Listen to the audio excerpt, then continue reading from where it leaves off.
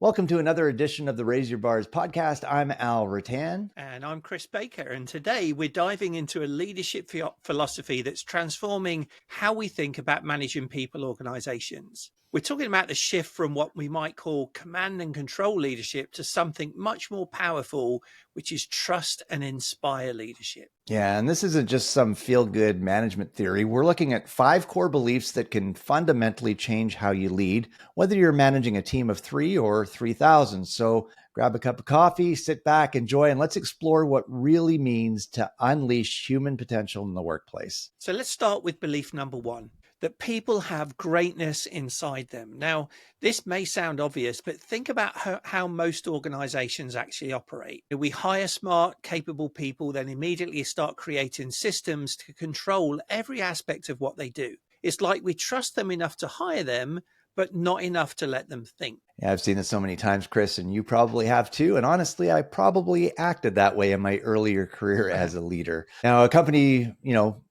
brings in a talented marketing manager, then requires approval for every social media post, every email campaign, every piece of content. And then what happens? Well, that person's creativity gets stifled.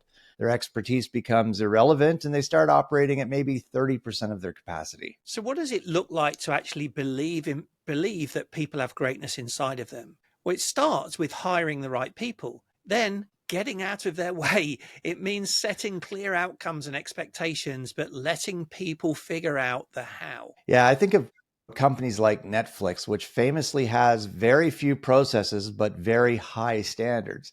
They hire exceptional people and trust them to deliver exceptional results. The key insight here is that your job as a leader isn't to control people's potential, it's to unleash it. And that requires a fundamental shift in mindset from how do I make sure they don't mess up to how do I help them succeed beyond what they thought possible. So true. So belief number 2 really challenges how we traditionally think about work relationships, seeing people as whole human beings, not just their job function. Now, this one hits close to home for me too. It's how many times have you heard someone say, leave your personal life at the door? All the time, Chris, but that's impossible and frankly counterproductive. When someone's going through a divorce or their kids are struggling in school or they're caring for aging parents, that's not something you can just compartmentalize.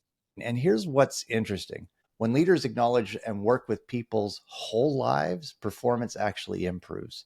People feel seen, valued, and understood. Yeah. Now let's get it clear. There is a difference between being invasive and being human.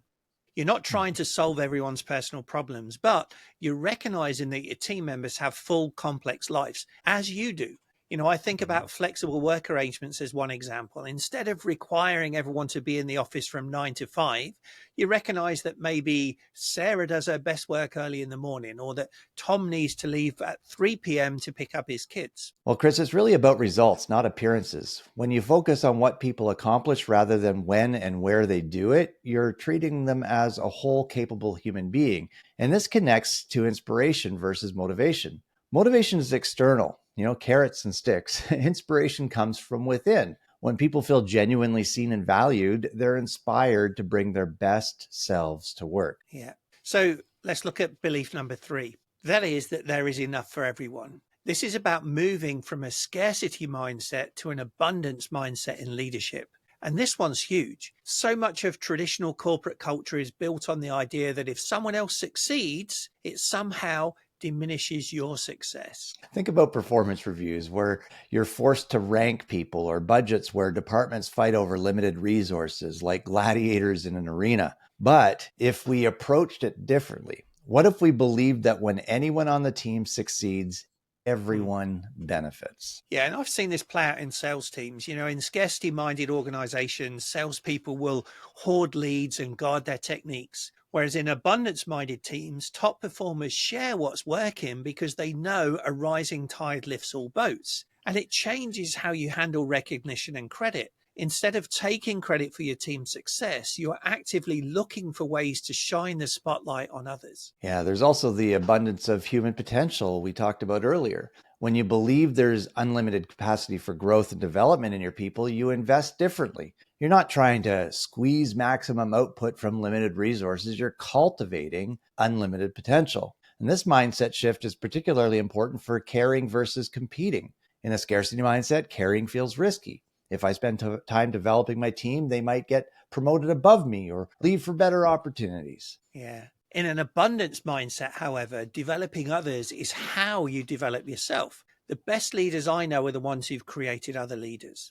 So let's talk about belief 4, leadership as stewardship. This is about putting service above self. The word stewardship is powerful here. A steward takes care of something that belongs to someone else. Now, as leaders, we're stewards of people's careers, their dreams, and their potential. It's a complete flip from the traditional power dynamic. Instead of these people work for me, it becomes I work for these people.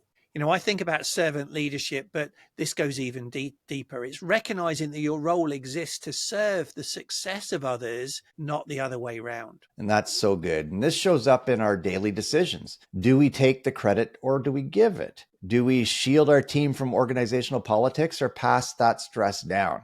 Do we fight for resources your people need, even when it's uncomfortable? And it's about long-term thinking. A steward isn't trying to maximize short-term extraction. They're trying to leave something better than they found. Yeah. And when people feel like their leader genuinely has their best interests at heart, the level of trust and commitment that creates is really quite extraordinary. So let's look at our final belief, that enduring influence is created from the inside out. This is about authenticity and character. Yeah, and you can't fake this stuff. People have incredible, BS detectors. If you're trying to manipulate them into feeling trusted and inspired, they'll see right through it. And it starts with doing your own inner work. What are your real motivations? Are you leading to build something meaningful or to feed your ego? And frankly, it means going first, modeling the behavior you want to see. If you want people to take risks, you have to be willing to take risks. If you want vulnerability and openness, you have to be vulnerable and open. And this is why the principle is go first. Leaders set the tone. The culture of your team is a direct reflection of who you are and how you show up. Yeah, that's so good. So let's bring this home. If you're listening and thinking, this sounds great, but how do I actually start? Well, pick one belief and focus on it this week. Maybe it's asking each team member about their inner goals or dreams, not just their deliverables. And maybe it's giving credit publicly for something you normally would have taken credit for. The beautiful thing about this is approach that it's not about perfection. It's about intention and progress. Well, thanks for joining us today. If this resonated with you, please share it with another leader who might benefit and subscribe.